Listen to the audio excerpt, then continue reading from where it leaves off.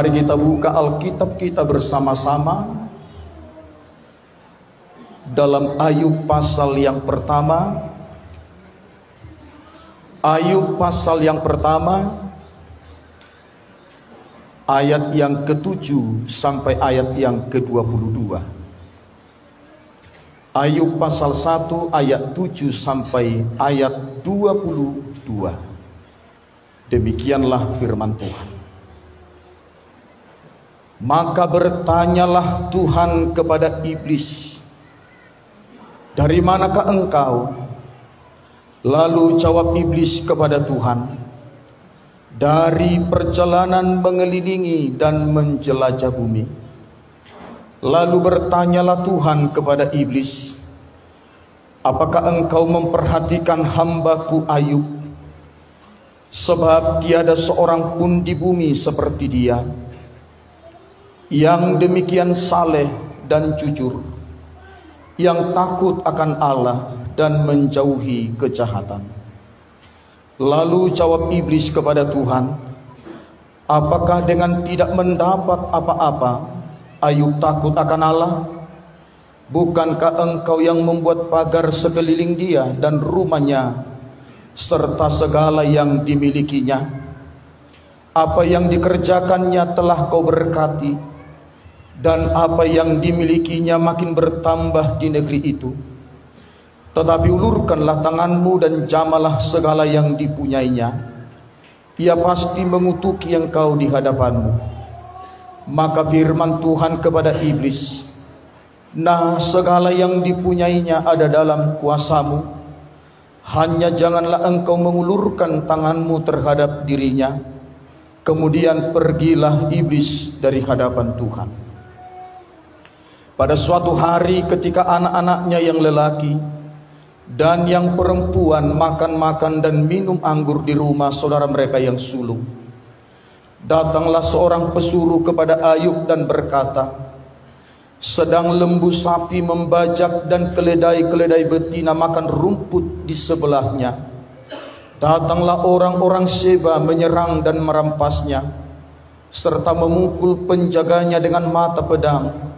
Hanya aku sendiri yang luput sehingga dapat memberitahukan hal itu kepada Tuhan." Sementara orang itu berbicara, datanglah orang lain dan berkata, "Api telah menyambar dari langit dan membakar serta memakan habis kambing domba dan penjaga-penjaga. Hanya aku sendiri yang luput sehingga dapat memberitahukan hal itu kepada Tuhan." Sementara orang itu berbicara, datanglah orang lain dan berkata, "Orang-orang Kasdim membentuk 3 pasukan, lalu menyerbu unta-unta dan merampasnya serta memukul penjaganya dengan mata pedang. Hanya aku sendiri yang luput sehingga dapat memberitahukan hal itu kepada Tuhan." Sementara orang itu berbicara, datanglah orang lain dan berkata, "Anak-anak Tuhan yang lelaki dan yang perempuan sedang makan-makan dan minum anggur di rumah saudara mereka yang sulung. Maka tiba-tiba angin ribut bertiup dari seberang padang gurun. Rumah itu dilandanya pada 4 penjurunya, dan roboh menimpa orang-orang muda itu sehingga mereka mati. Hanya aku sendiri yang luput sehingga dapat memberitahukan hal itu kepada Tuhan." Maka berdirilah Ayub lalu mengoyak jubahnya dan mencukur kepalanya. Kemudian sujudlah ia dan menyembah. Katanya, "Dengan telanjang aku keluar dari kandungan ibuku, dengan telanjang juga aku akan kembali kepadanya. Tuhan yang memberi, Tuhan yang mengambil. Terpujilah nama Tuhan." Dalam kesemuanya itu Ayub tidak berbuat dosa dan tidak menuduh Allah berbuat yang kurang patut. Jemaat terkasih dalam Yesus Kristus, apa yang dialami oleh Ayub ini Walaupun Ayub mengalami ujian dalam porsi yang sangat besar, ujian yang sangat berat, dan boleh saya katakan inilah ujian paling terberat di sepanjang sejarah Alkitab yang pernah dialami oleh manusia. Hal yang sama mungkin kita alami hari-hari ini. Ujian demi ujian datang menerpa kehidupan kita. Tetapi kita melihat dan menemukan bahwa Ayub tetap tegar. Ayub tetap kuat. Ayub tetap bersukacita, malah menaikkan syukur kepada Tuhan. Dia berkata, terpujilah Tuhan.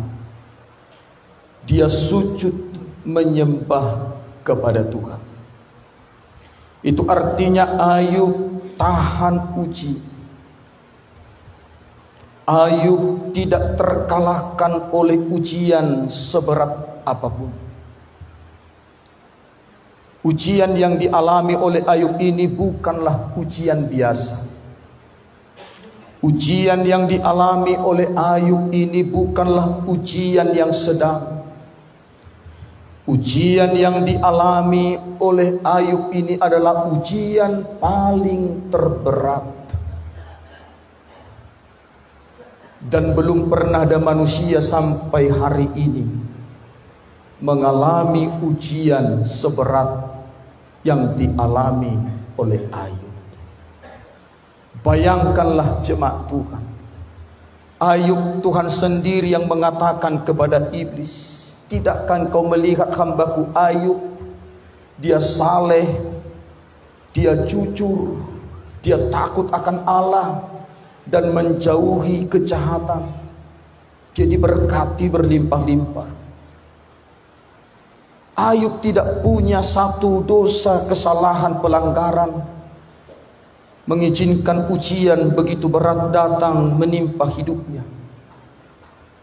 Tidak ada kesalahan yang diperbuat oleh Ayub sehingga layaklah dia mengalami ujian yang sangat berat itu dalam hidupnya. Tetapi mengapa Tuhan mengizinkan ujian itu datang kepada Ayub? Mengapa Tuhan mengizinkan ujian yang hebat itu menimpa Ayub? Sementara Tuhan tahu Ayub ini adalah orang yang sangat mengasihi Tuhan. Ayub inilah orang yang betul-betul cinta Tuhan. Ayub ini adalah orang yang menyenangkan hati Tuhan. Tapi mengapa Tuhan mengizinkan ujian yang begitu berat itu datang kepada Ayub? Jemaat terkasih, pertanyaan ini juga pernah muncul di hati kita masing-masing.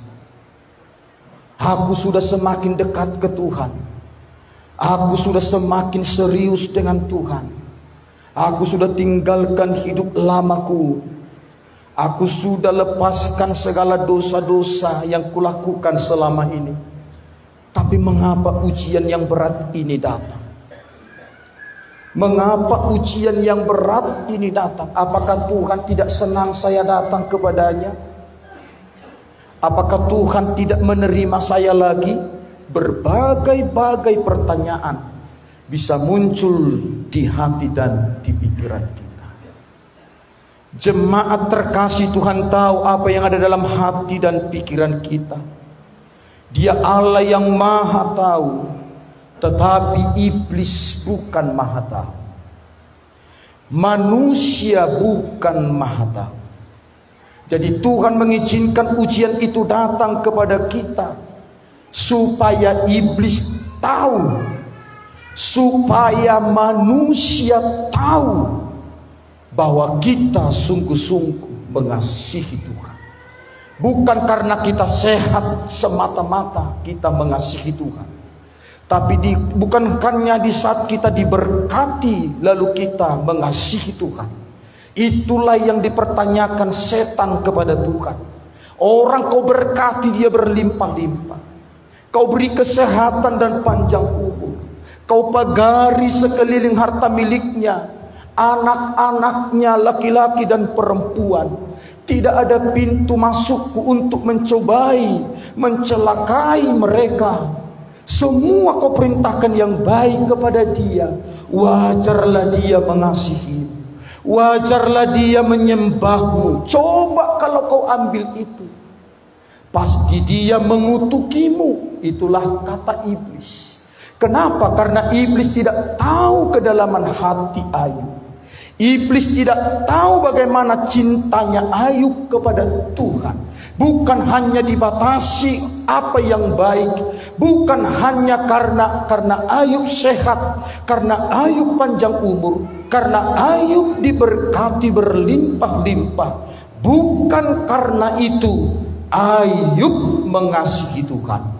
Ayub takut akan Tuhan. Ayub memuji menyembah Tuhan. Itulah makanya Tuhan mengizinkan ujian itu datang kepada Ayub. Karena manusia hanya tahu apa yang bisa dilihat matanya sendiri, apa yang bisa terjadi di depan matanya.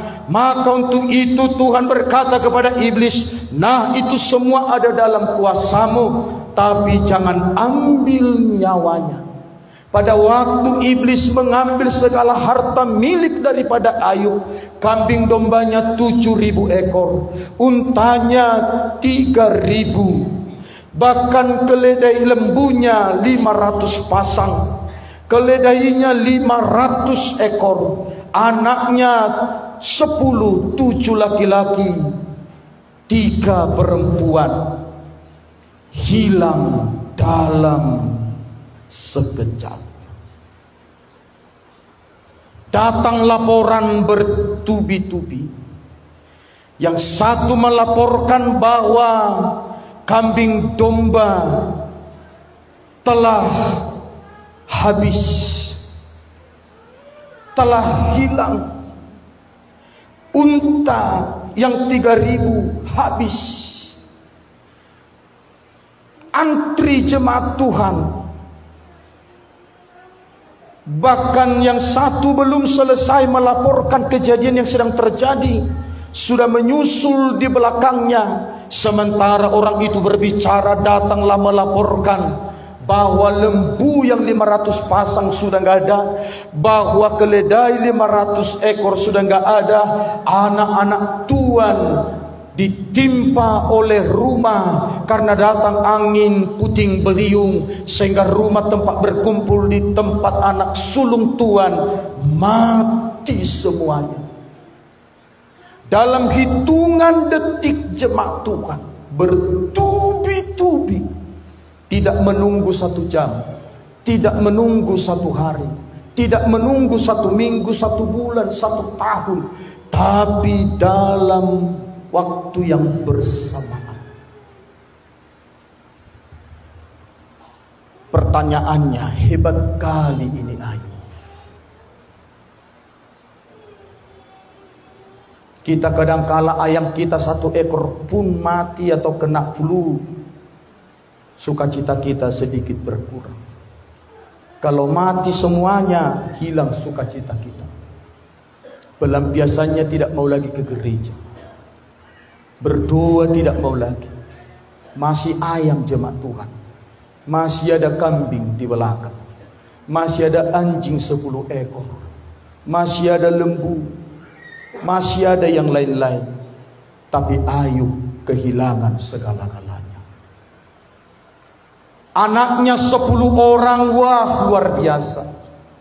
Orang Batak bilang Ayub ini gabe, maranak merburu, mati sekejap. Seandainya kita mengalami seperti yang dialami oleh Ayub ini, saya tidak bisa bayangkan apa yang terjadi bagi kita. Mungkin sudah tidak ada lagi sampai hari ini kita. Tetapi jemaat terkasih dalam Yesus Kristus,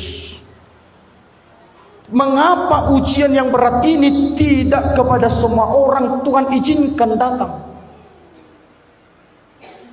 Tuhan tahu kemampuan dan kekuatan kita. Amin. Amin. Kalaupun kita mengalami pencobaan, ujian itu kecil. Kalau kita rasa-rasa sudah tidak mampu dan tidak sanggup, Tuhan berjanji Dia akan memberi jalan keluar. Tetapi Ayub, Tuhan sudah tahu bahwa ujian seberat apapun yang Dia izinkan terjadi kepada Ayub, Ayub tetap kuat.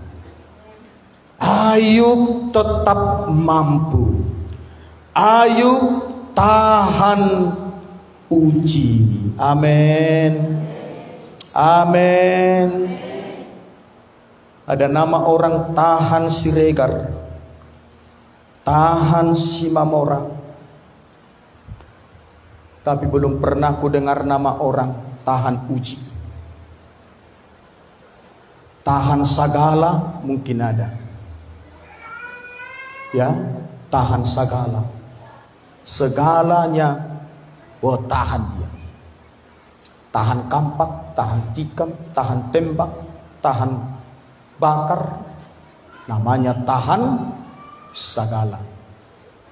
Pak Pendeta Gilbert Louis Mendong baru khotbah KKR di Dolok Sanggul, Lapangan Merdeka Dolok Sanggul. Sekitar 15.000 orang yang hadir. Dia bilang begini, itulah orang Batak ini. Dibilang saya, Bapak Pendeta Limbong, Gilbert Limbong ya katanya. Bayangkan. Karena Louis Mendong kan, langsung supaya simpel-simpel, Limbong kan Pak. Pendeta Gilbert Limbong. Waduh, memang iya. Lumoindong ya, Gilbert Lumoindong. Tapi orang Batak karena langsung di pikirannya marga, Bapak Pendeta Gilbert Limbong kan? Ya. Limbong, saya orang Batak. Limbong.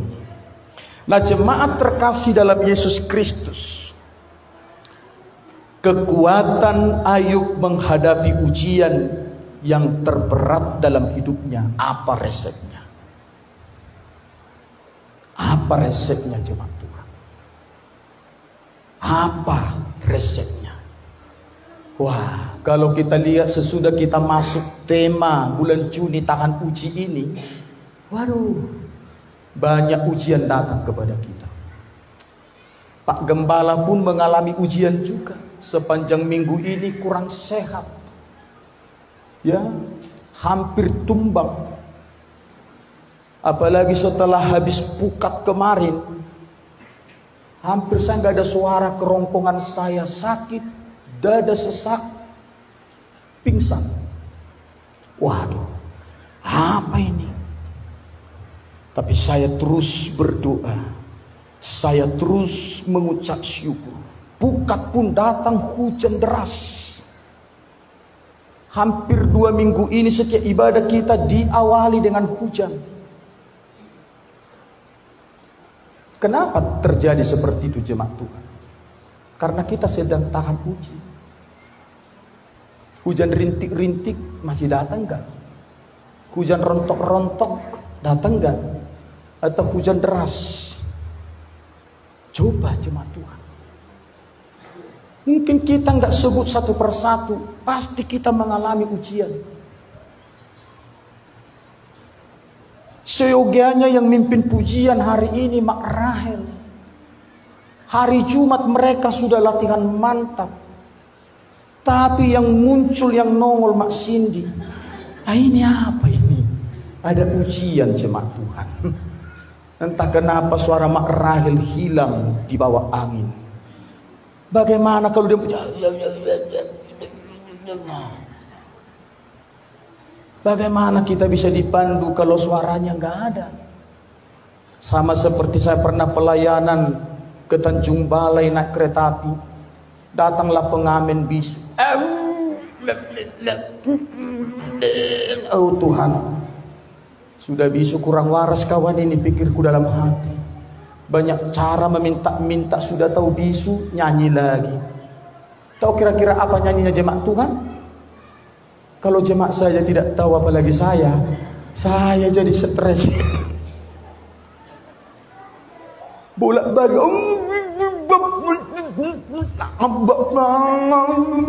Oh Tuhan, ini anak. Bayangkan itu. Sama lah itu seperti orang jual sisir tapi rambutnya tak ada. Ya. Jual sikat gigi, giginya nggak ada. Nah, jemaat terkasih dalam Yesus Kristus, jangan pernah salahkan apa yang sedang kau alami hari-hari ini. Amin. Semua itu ada maksud Tuhan yang indah. Semua itu maksud Tuhan yang indah. Pak Gabriel baru-baru ini kehilangan adik yang dia sangat sayangi. Tidak pernah disangka, tidak pernah dibayangkan, dipikirkan. Tapi itulah yang terjadi. Tidak perlu kita pusing memikirkan apa yang terjadi itu. Supaya kita jangan kehilangan damai dan sukacita. Apalagi sepanjang minggu ini ada sekitar 4 pendeta gereja Betel Indonesia di Sumatera Utara, Aceh meninggal masih tergolong muda. Bayangkan itu jemaat. Pak WTP Simarmata mantan Evorus HKBP dan dia anggota DPD RI terbaik seluruh Indonesia, terbanyak suaranya, sudah meninggal, belum tergolong 2 kali. Tidak perlu kita pusingkan semua itu. Pikirkan semua itu membuat kita kehilangan damai dan sukacita. Tapi semua itu Tuhan izinkan terjadi. Nah, ini yang pertama. Apa kekuatan Ayub dalam menghadapi ujian yang sangat berat itu? Apa yang membuat dia kuat? Yang pertama, Ayub menyadari bahwa segala yang dia miliki bersumber dari Tuhan. Katakan amin. Ini kekuatan pertama. Jadi Ayub menyadari apa yang dia punya, apa yang dia miliki, tubuh, jiwa, rohnya milik Tuhan. Harta yang dia miliki itu milik Tuhan. Apakah itu tanah, uang, ternak? Apakah itu kalau kita zaman sekarang ini sepeda kita, sepeda motor, mobil kita, semua dari Tuhan. Kalau saya bilang helikopter kita, belum ada jemaat punya helikopter sama kapal dan pesawat terbang. Becak barang kita semua milik Tuhan. Langsung senyum Pak Linda, dia ingat becak barangnya baru. Nah, jemaat terkasih dalam Yesus Kristus, rumah, suami, istri, anak, menantu kita, cucu, cicit, semua adalah milik Tuhan. Itu kekuatan yang pertama. Jadi kalau jemaat punya segala-galanya, oh, ini berasal dari Tuhan. Ini semua miliknya Tuhan. Jadi kalau kita menyadari segala apa yang kita punya, termasuk tubuh, jiwa, roh, nafas kita ini adalah kepunyaan Tuhan, perhatikan. Jika suatu saat kelak apa yang kita punya ini mau hilang secara bergiliran, mau hilang suatu saat dalam masa-masa waktu tertentu, tidak perlu kita stres. Karena sang pemilik telah mengambilnya. Sang penciptanya telah mengambilnya. Sang sumber telah mengambilnya. Kan kita bukan pemilik jemaat Tuhan.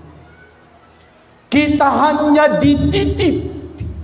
Cobalah kalau jemaat Tuhan ada orang bawa emas 100 kilo.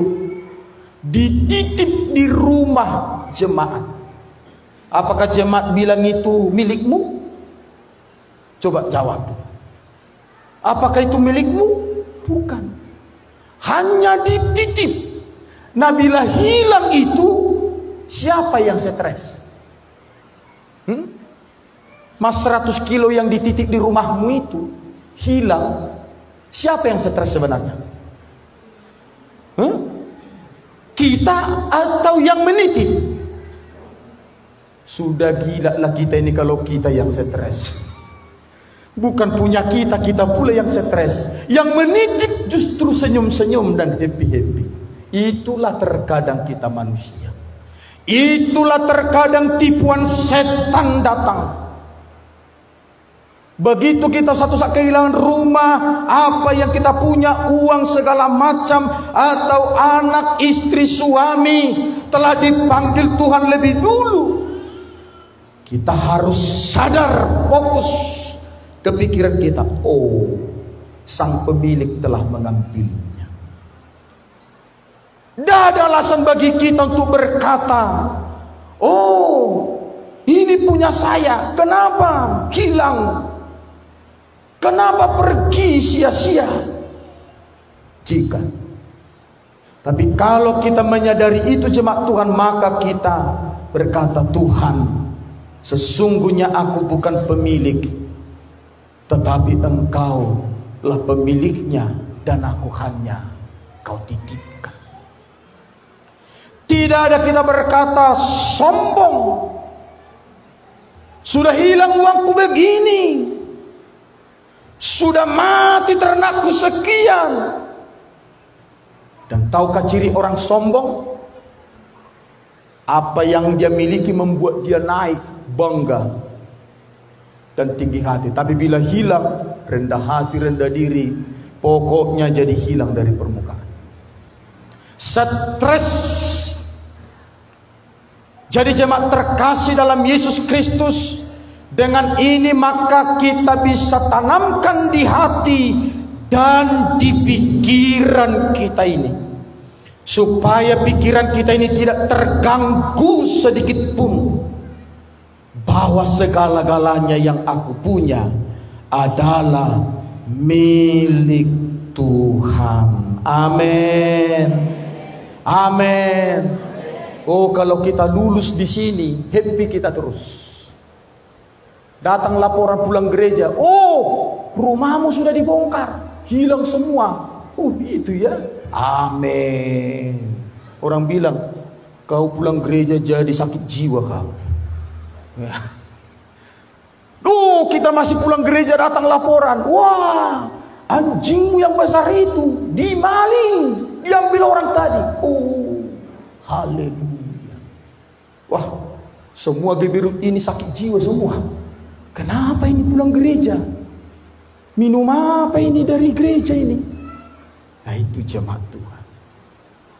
Anakmu tadi naik sepeda, ditabrak sama lembu. Wah, parah. Kami sudah bawa ke rumah sakit. Syukur Tuhan. Kok bersyukur? Sehingga gara-gara itu penasaranlah semua orang. Hari Minggu datanglah semua orang ke Gebirut. Apa yang terjadi di Gebirut? Berubah semua jemaatnya. Masalah datang, mengucap syukur, happy. Suamimu pas minum di kedai tua tadi, ditopari, rontok semua giginya. Oh, haleluya.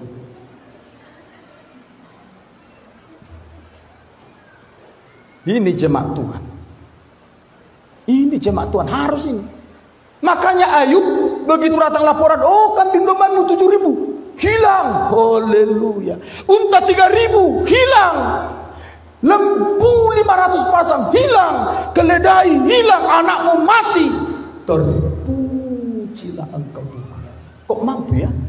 Karena apa? Sang pemilik telah mengambilnya. Makanya bahasa Ayub ini jemaat Tuhan. Ayub 1 ayat 21. Ini dia. Dari sinilah tandanya kita tahu bahwa Ayub sadari bahwa apa yang dia miliki semua bersumber dari Tuhan. Tuhan sumbernya, Tuhan pemiliknya. Ini dia. Katanya, dengan telanjang aku keluar dari kandungan ibuku, dengan telanjang juga aku akan kembali ke dalamnya. Tuhan yang memberi, Tuhan yang mengambil. Terpujilah nama Tuhan. Amin. Amin. Ada enggak jemaat Tuhan lahir sudah langsung bawa pakaian, sudah bersepatu, beranting-anting? Ada enggak? Begitu, wah, bawa mobil-mobilan sampai, ini anak ajaib. Tidak ada manusia lahir bawa apa-apa. Itulah simbol, ilustrasi yang dipakai oleh Ayub. Oh Bapa, terpujilah Engkau. Dengan telanjang aku keluar dari kandungan ibuku, artinya aku tidak bawa apa-apapun.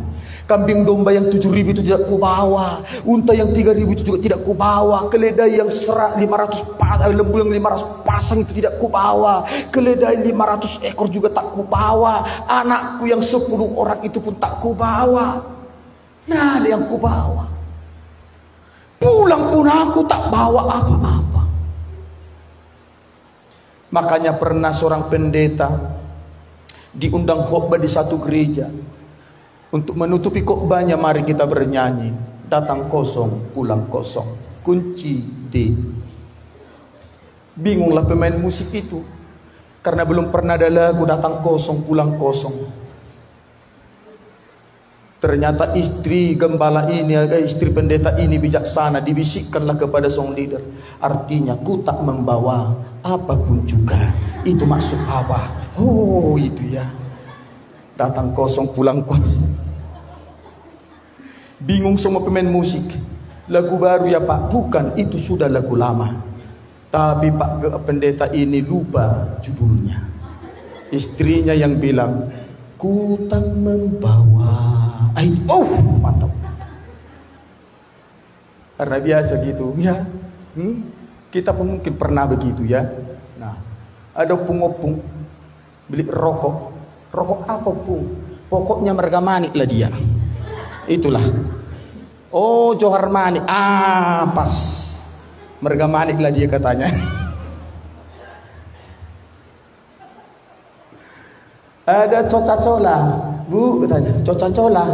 Iyalah, coca-cola yang hitam-hitam itu. Oh, Coca-Cola.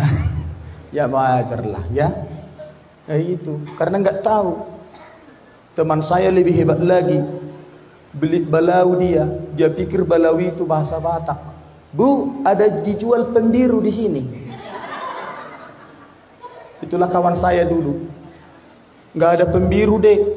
Banyaknya di sini kemarin Bu, pembiru. Pulanglah dia, nggak ada situ pembiru. Banyak di situ balau katanya. Datanglah si kawan. Biar aku yang beli. Bu, ada balau? Bu, banyak sekali balau. Oh, ibu ini bilang tadi nggak ada. Kan kau bilang pembiru. Jadi itulah dia orang Batak sombong. Baru dari Toba langsung bahasanya keren tapi salah. Di manalah kampungmu Dek? Di si kumbang-kumbang. Itulah semua di bahasa Indonesia kan. Maksudnya si borong-borongnya ya. Tapi itulah supaya lebih keren. Tapi mamaku dari Bukit Rindu, Dolok Masigol maksudnya. Itulah dia. Ya. Itu ada orang Batak begitu. Baru 1 hari dari kampung, bahasa Indonesia berpasir-pasir. Aduh, lebih banyak pasirnya daripada apanya. Nah, jemaat yang terkasih dalam Yesus Kristus, kita harus tahu itu. Kalau kita sadari itu, percayalah, kalau pemilik yang mengambil, bahagialah jemaat Tuhan. Karena pemilik bisa melipat gandakannya. Pemilik mengambil, dia bisa beri lebih dari apa yang dia ambil. Makanya untuk itu jemaat terkasih dalam Yesus Kristus, semua punya Tuhan, semua milik Tuhan. Tapi bukan berarti kita jadi lepas tangan, tidak merawat, tidak menjaga. Tetap kita jaga. Jangan kita mencobai Tuhan.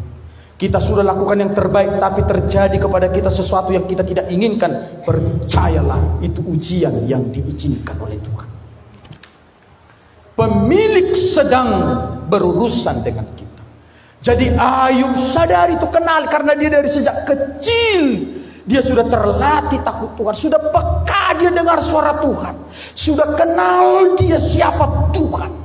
Makanya jemaat Tuhan, semakin lama kita ikut Tuhan, harusnya kita semakin kenal Tuhan lebih dekat.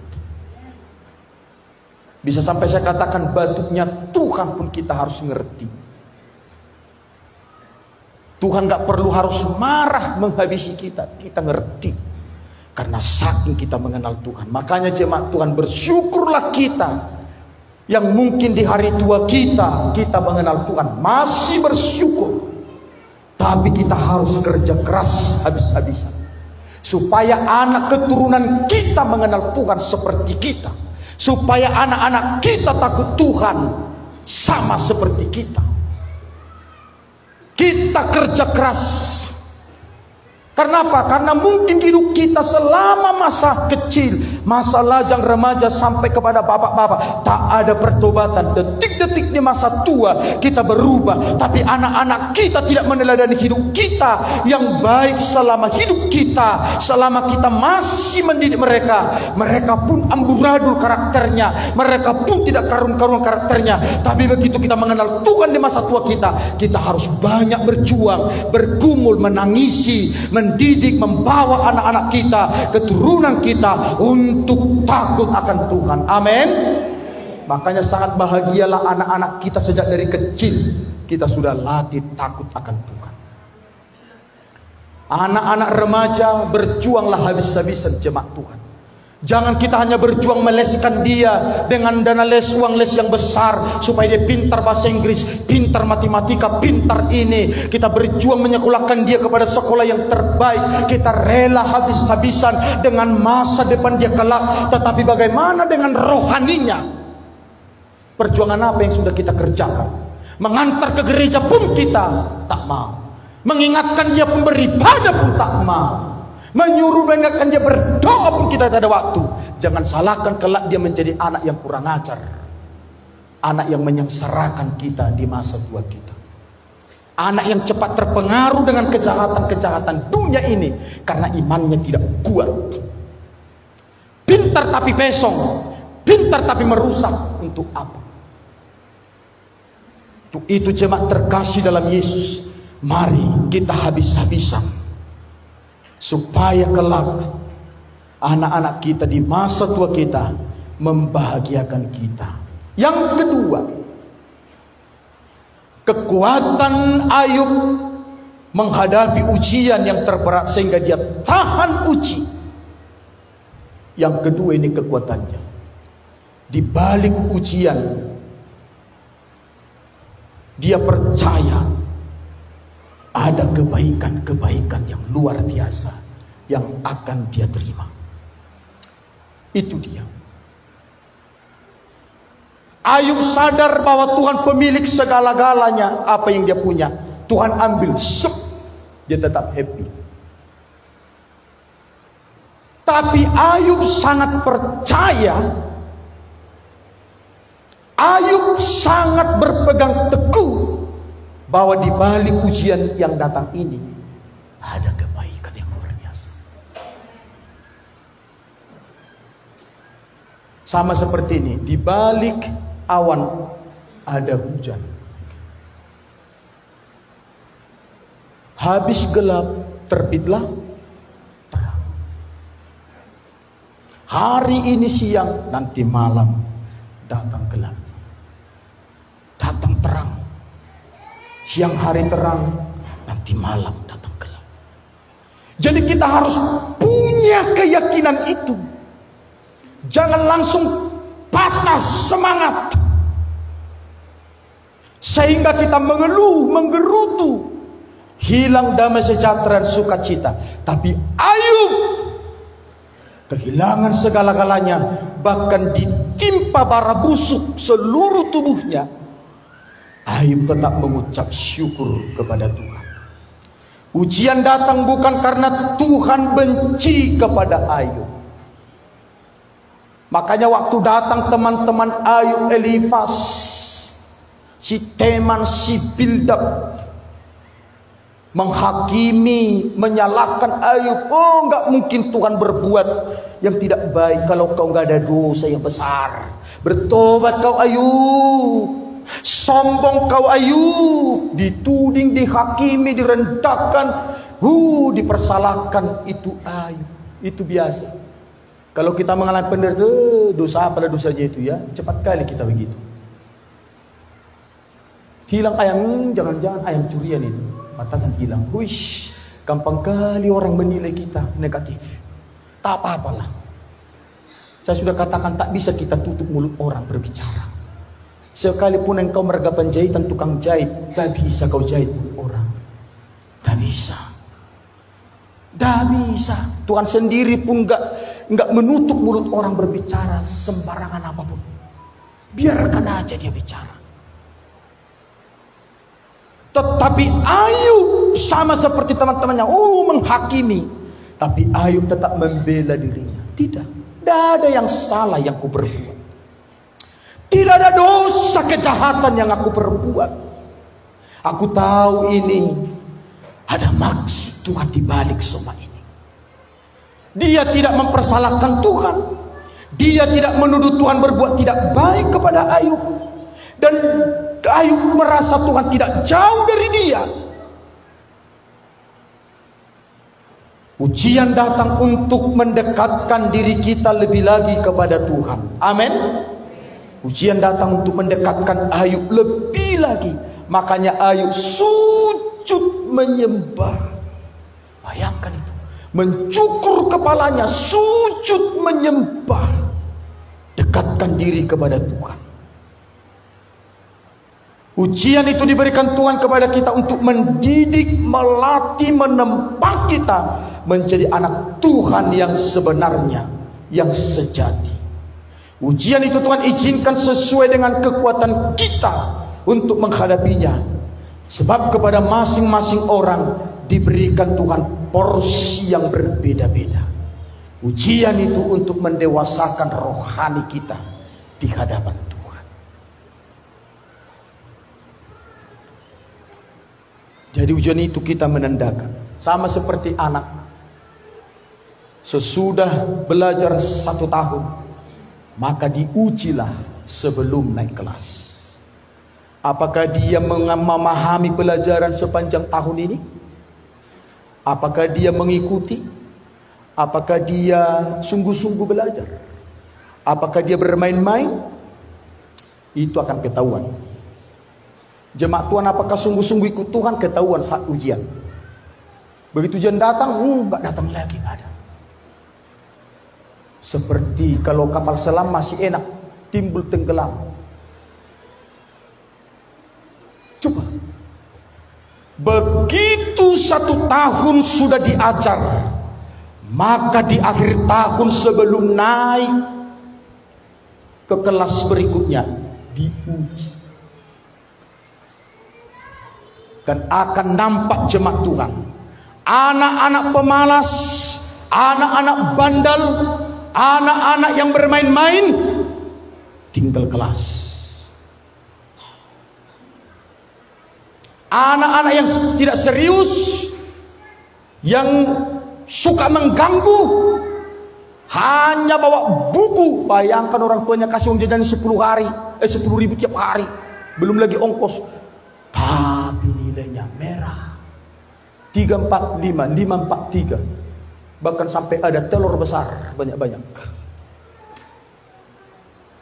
Sedih hati kita. 1 tahun uang sekolah kita biayai dia. Uang jajannya 10.000 satu hari kali 1 tahun berapa jemaat Tuhan? Uang bukunya, ongkosnya, makan 3 kali. Belum lagi uang main uang jalan-jalan, uang kegiatan renang. Kalau kita hitung-hitung, wow, besar. Tapi kita dengar tinggal kelas.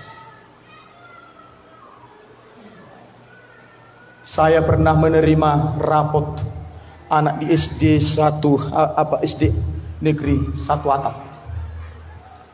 Begitu ibunya ini semangat menerima rapot anaknya, dilihatnya, bayangkan juara 2-nya anaknya. Juara 2 karena tidak juara 1, habis dipukuli, diseret-seret begini. Ini ibu sudah kuntilanak ini yang masuk pikirku dalam hati. Sementara ibu tinggal kelasnya nggak ada diseret-seret, tinggal kelasnya. Ya, itu ajaran yang tidak baik. Itu bukan ibu yang baik, itu ibu kuntilanak atau ibu tiri dan ibu-ibuan. Juara 2-nya anaknya, tapi habis dihajar. Kenapa kamu nggak juara 1? Tapi anaknya tinggal kelas.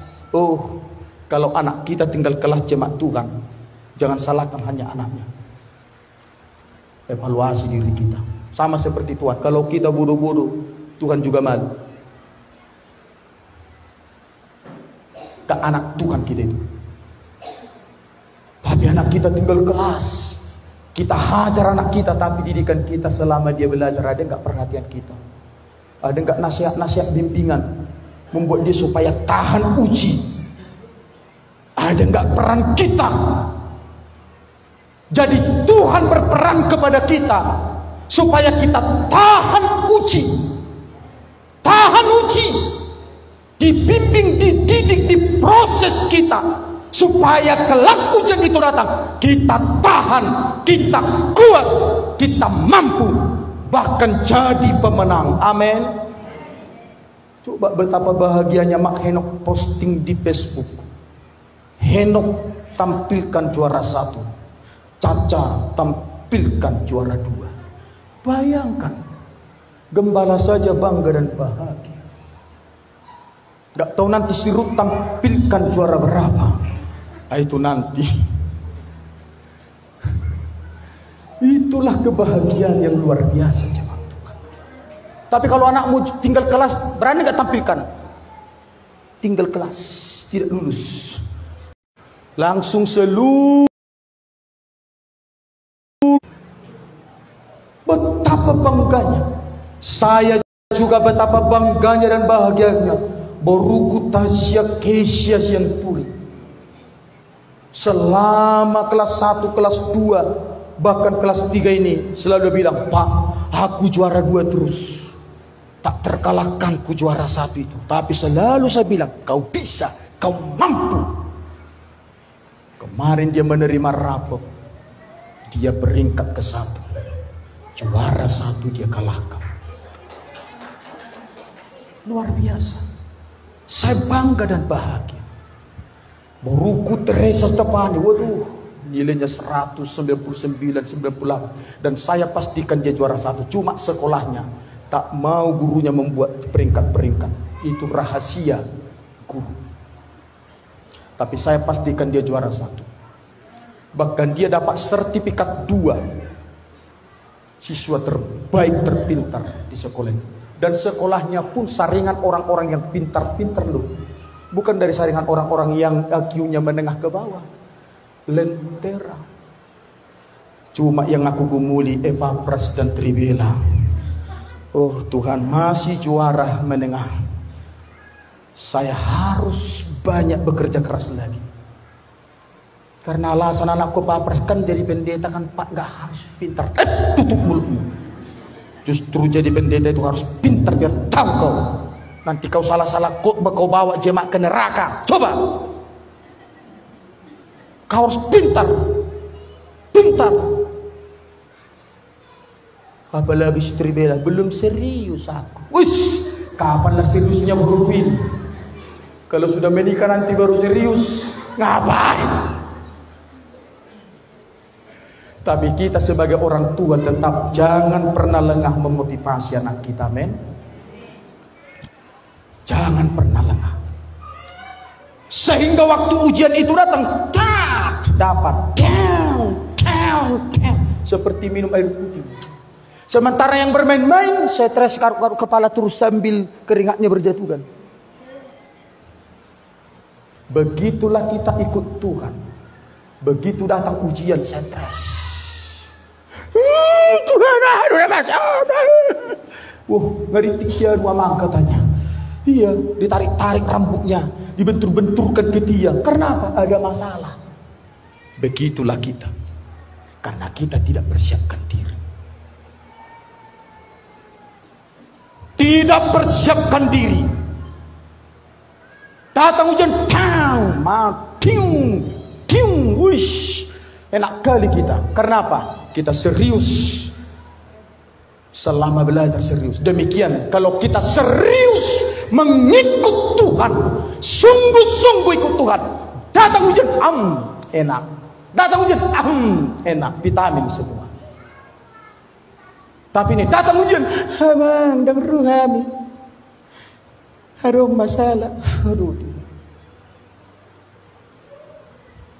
Bahkan pernah saya alami, baru selesai khutbah, langsung telepon, abang, datang dulu abang segera. Terjadi perang kami di rumah tangga bang.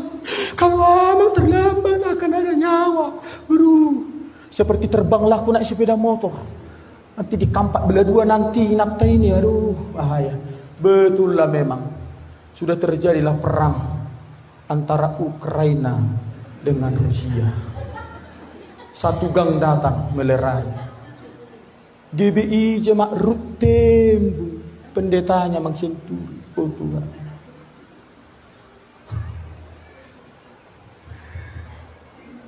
Tapi sekarang jangan ada lagi yang seperti itu. Amin. Amin. Harusnya begitu. Udah parah begini pun kenapa nggak kasih tahu? Ini masih masalah ikan teri ini amang kata. Puji Tuhan. Puji Tuhan. Luar biasa. Jadi percayalah ada banyak kebaikan di balik ujian. Amin. Amin. Itu proses. Dari mana kita tahu kita bisa lemah lembut kalau gak ada orang bentak-bentak kita? Amin. Amin. Dimarahi kita. Bagaimana kita tahu kita lemah lembut? Kalau orang lembut terus ke kita.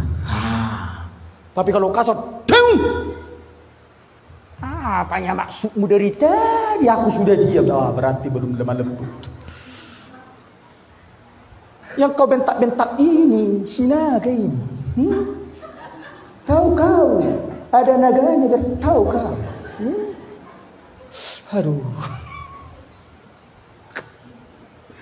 Dari mana kita tahu? Saya kemarin dilatih Ibu Gembala sabar. Bayangkan saya sudah kurang sehat. Udah duduk ke pajak sebentar Pak.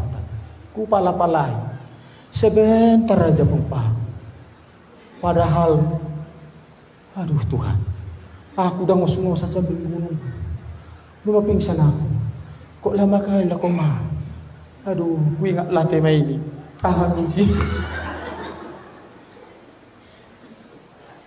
Udah mau hampir mendadak memang. Tahan uji.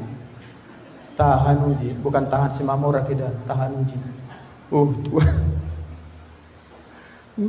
Ku setel lah semua. Ekspresi segala macam kustel supaya tidak ada nada-nada wajah mutung dan lain-lain.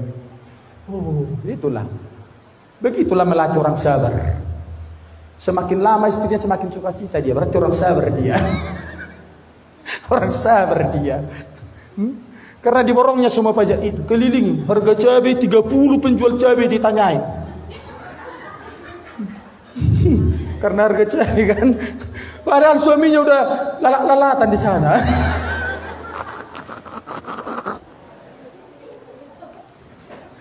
Jadi menguji seorang bapak sabar. Ya, ajaklah istrimu belanja. Ya, kalau nggak pulang sampai 3 kali kau pulang pergi kan. Itu pun belum siap belanja. Istrinya pikir kita sabar, padahal 3 kali kita bolak-balik pulang ke rumah karena dongkolnya. Dia tahu, tapi dia, oh iya ya, nanti pulang dia kayak mana? Jemput, ditunggu nggak ada, balik lagi sampai 3 kali. Begitulah jemaat Tuhan ujian itu. Yang terakhir, wah ini mantap sekali ini yang terakhir. Luar biasa ini yang terakhir. Mari jemaat Tuhan. Ujian itu, di balik ujian tersedia berkat dan kebahagiaan. Amin. Amin. Coba kita lihat berkat-berkat kebahagiaan. Ayub 42 ayat 10. Lalu Tuhan memulihkan keadaan Ayub setelah ia meminta doa untuk sahabat-sahabatnya, dan Tuhan memberikan kepada Ayub 2 kali lipat dari segala yang dipunyainya dahulu.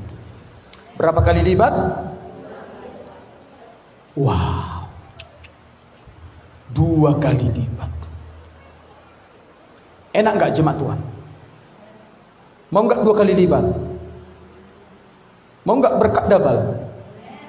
Berkat terbaik? Mau gak? Harus rela. Ya, bayangkan 2 kali lipat. Kalau 1, 2 itu sudah hebat kan? 1 ekor anjingnya hilang, 2 ekor datang. Nah, ada cerita kayak gitu Pak Pendeta Yusuf Roni di KKR.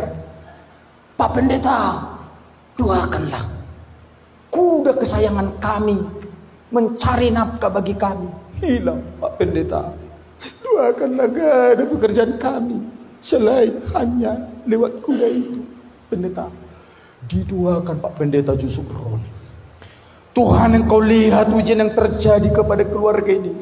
Kuda mereka sudah hilang beberapa hari yang lalu. Tuhan, kembalikan 2 kali lipat Tuhan, dalam nama Yesus. Datanglah kuda itu, dibawalah pacarnya. Bayangkanlah. Bingung yang punya kuda. Kuda siapa ini hilang nanti? Ternyata kuda liar. Menginjillah kudanya ini, membuat sampai bertobat kuda liar ini menjadi kuda jinak. Saking cintanya kuda liar ini sama kuda si keluarga ini, mau rela dia bertobat menjadi kuda yang baik. Artinya kuda itu tidak ada pemiliknya, dia ada di hutan. Itulah yang dibawanya kembali. Hebat gak jemaat Tuhan? Hebat gak jemaat Tuhan? Hebat.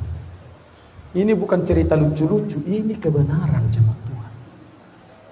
Bayangkan Ayub berapa tadi hilang kambing dombanya? 7.000 kali 2. Wah, ini lulus SD semua. 14.000. Wah, ngeri gak jemaat Tuhan? Berarti kalau kita tahu tuh, wah, gak tunggu 30.000 kian dulu kambing dombaku, kali 2 60.000, lebih mantap lagi. Itulah Tuhan. Itulah Tuhan. Kalau tadi kalau kita gak mengerti itu, lebih stres kan? Kenapa enggak 1 ekor yang hilang Tuhan? Masih ada 6.999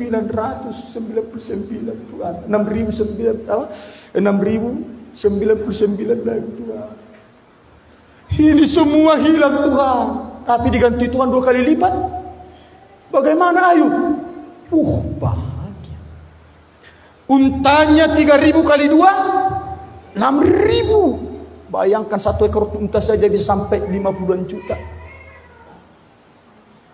Lembunya 500 pasang menjadi 1.000 pasang. Keledainya 500 ekor menjadi 1.000 ekor. Anaknya 10, enggak 2 kali lipat memang.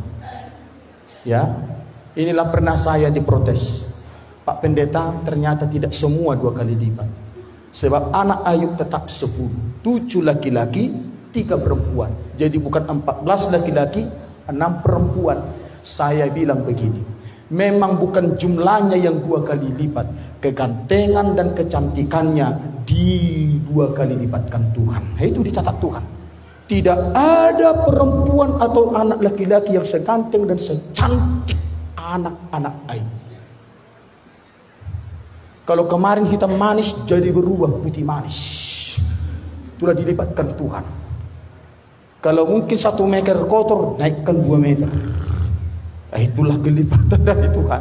Memang jumlahnya nggak tambah, tapi kualitas, kecantikan, ketampanan dilipatkan oleh Tuhan. Amin.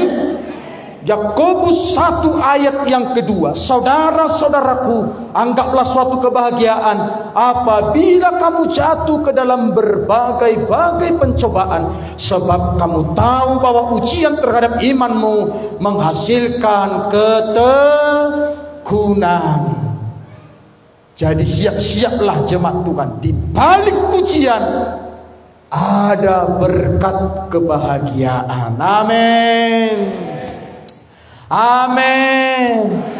Tapi jangan mau terima berkat double, berkat terbaik, kebahagiaan, kalau tanpa sebuah proses ujian yang dari Tuhan. Anak-anak tidak mungkin dapat piala, dapat juara, dapat hadiah kalau tanpa sebuah ujian. Itu jemaat Tuhan, siapkan hati kita. Apapun yang terjadi, jangan-jangan nanti jemaat jadi berdoa, Tuhan, kapan ujian datang? Itu pun gak usah sok-sok kali kita berdoa gitu ke Tuhan. Kapan ujian datang? Tuhan bilang ke si Pangkarang, ke kudol tok lah dulu ini, tok bengkak 1 bola kasti.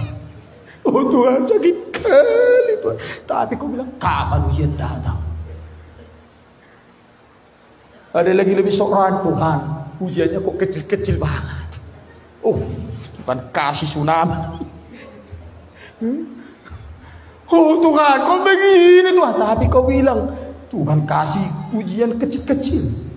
Gak usah kita sok-sok, gak usah terlalu sepangkaron ya. Tapi siapkanlah hatimu. Mau ujian kecil, sedang, besar pun Tuhan yang maha tahu kapan dia datangkan ujian itu, kapan sedang, kapan kecil, kapan besar, Dia yang tahu. Tergantung kesiapan hati kita. Amin. Mari kita bangkit berdiri bersama-sama.